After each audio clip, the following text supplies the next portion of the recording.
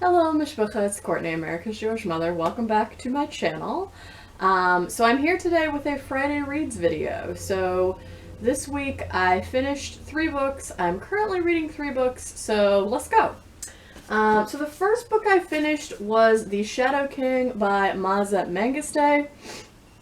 This was one of the books that was shortlisted for the Booker Prize this year.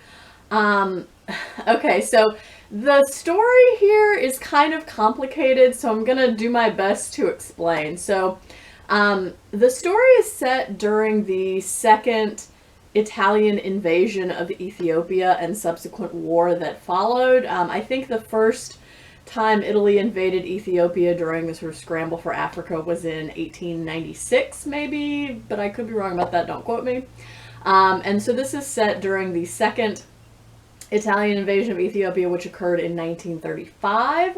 And we primarily in this story follow 2 characters, although really mainly we follow Hirut, and Hirut is an orphaned Ethiopian girl, and we see her kind of get older, throughout the course of the story, who at the beginning of the story goes to work as a sort of maid or housekeeper for this Ethiopian couple, Aster and Kidane, and then she finds herself sort of drawn into the fight for Ethiopia, and we see her repeatedly kind of rise to the occasion, and even though terrible things happen to her in this book, at no point does she sort of lose her resolve or will to keep fighting, and in that sense I would say this is a very sort of feminist novel, and I really kind of appreciated the thrust of it, because one of Mengiste's goals here is to show that women have always been involved in these sorts of traditionally male-dominated or traditionally thought of as male-dominated conflicts like war, but that women have always been there, but their voices just haven't been heard. And in that vein, there is in this book periodically a chorus of what I interpreted as dead Ethiopian women who sort of talk to Hirut and sometimes Aster throughout the book. So mainly we follow Hirut.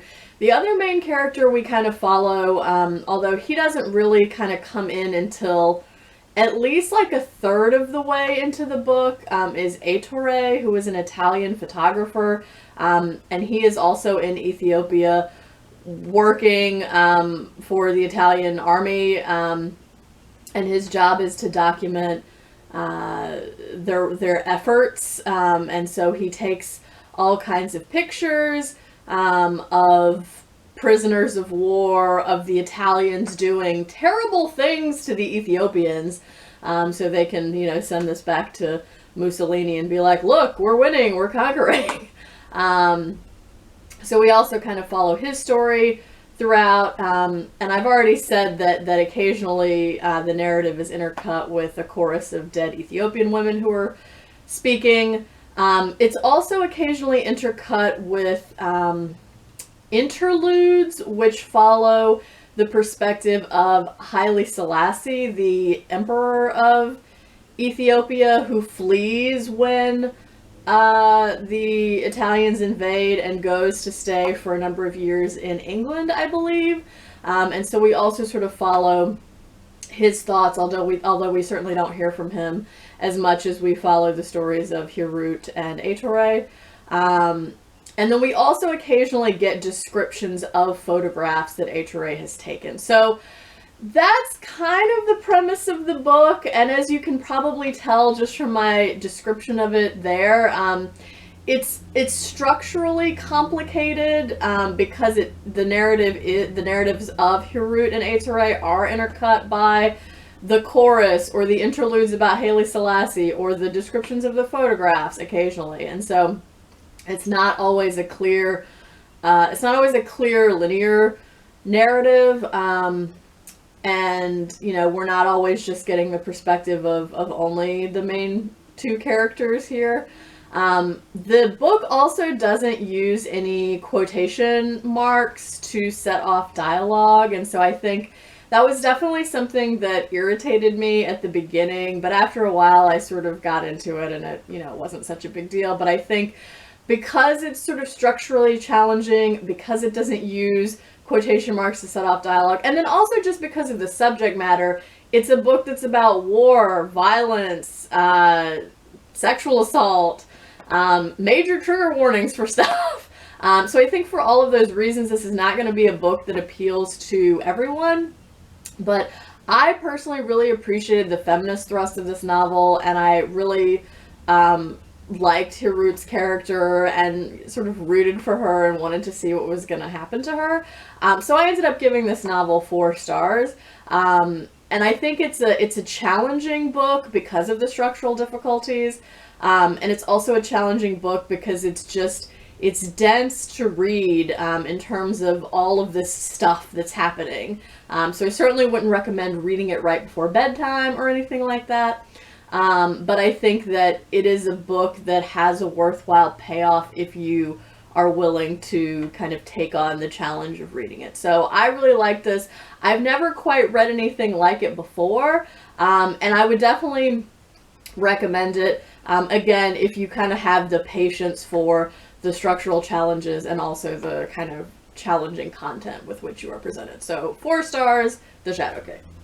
The next book I finished, I do not have a physical copy here with me because I read it as an ebook, but this was Reni Eddo-Lodge's Why I'm No Longer Talking to White People About Race. Got the title right.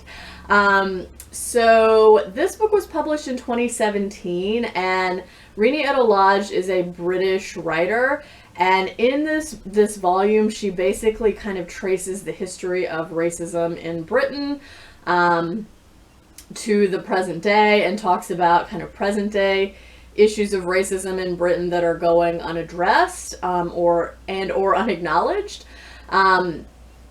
And coming at this from an American standpoint, I learned a ton about racism in Britain, which was something I knew, basically nothing about before.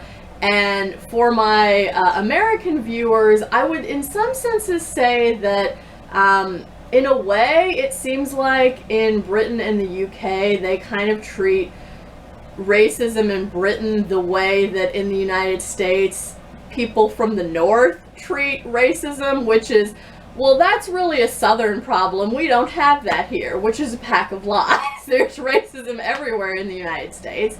And I think in a similar fashion, it seems like in Britain / the UK, they kind of treat the United States like, well, yeah, the United States is totally racist, but we don't have that here. It's sort of a similar mindset to my thinking. But anyway, so yeah, I thought this was a great book. I would totally recommend it for your anti-racism reading list. I think it should be a required reading if you are a white person from Britain / the UK, in the same way that I would say that if you're a white American, Robin DiAngelo's White Fragility and Ijeoma Lewis, So You Want to Talk About Race, should be required reading. And I also want to say that I thought Reni Eddo-Lodge's chapters on feminism and race and class were especially strong. Did I say I gave this book 4.5 stars? I gave it 4.5 stars if I didn't already say that. So yeah, I learned a ton. It's written in a fairly engaging style. Again, her chapters on feminism and race and class were particularly strong. I think the only thing that kind of kept me from giving it the full 5 stars is that the beginning started a little slow for me because it's tracing the history of racism and racist incidents. So it's kind of just like one fact after another, and that was a little bit dry reading at the beginning. But eventually I think she kind of found her groove and in the book. And again, I like the chapters on feminism and race and class. But yeah, so really good read. I would definitely recommend it if you have a list of anti-racism reading that you're trying to work through, whether you're British or American or not.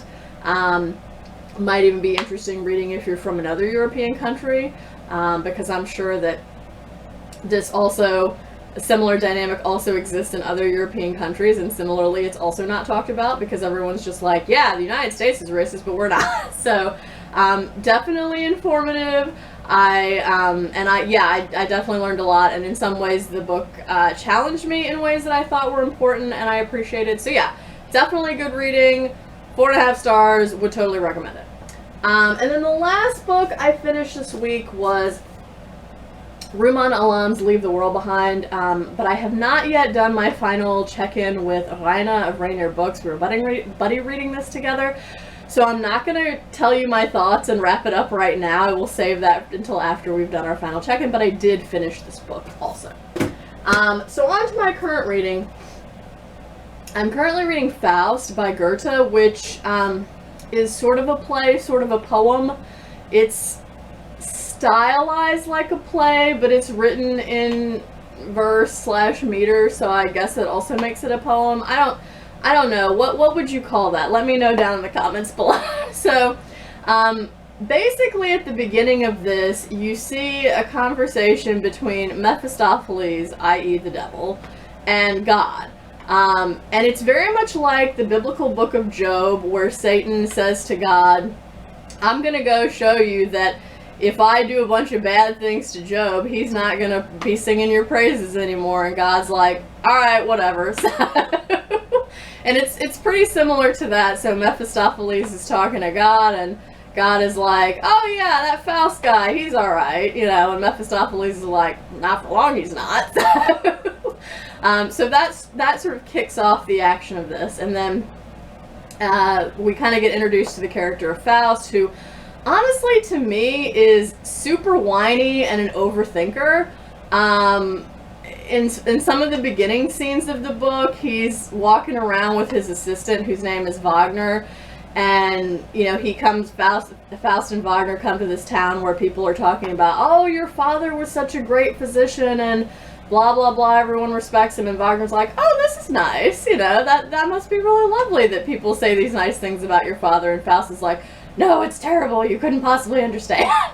And then later they see a dog. It's a black poodle, and Faust is like, oh my god, it's a demon. And Wagner's like, I'm pretty sure it's a dog. And Faust is like, no, it's gonna enslave us somehow. And Wagner's like, no, it's definitely a dog. You need to calm down. So that is my impression of Faust thus far. He's now met Mephistopheles and is walking around with him and stuff. And they've just encountered, I'm about 25% of the way into this, they've just encountered a woman whom Faust has sort of instantly, you know, become taken with, sort of lust at first. I was going to say love at first sight, but it's lust at first sight, let's be real.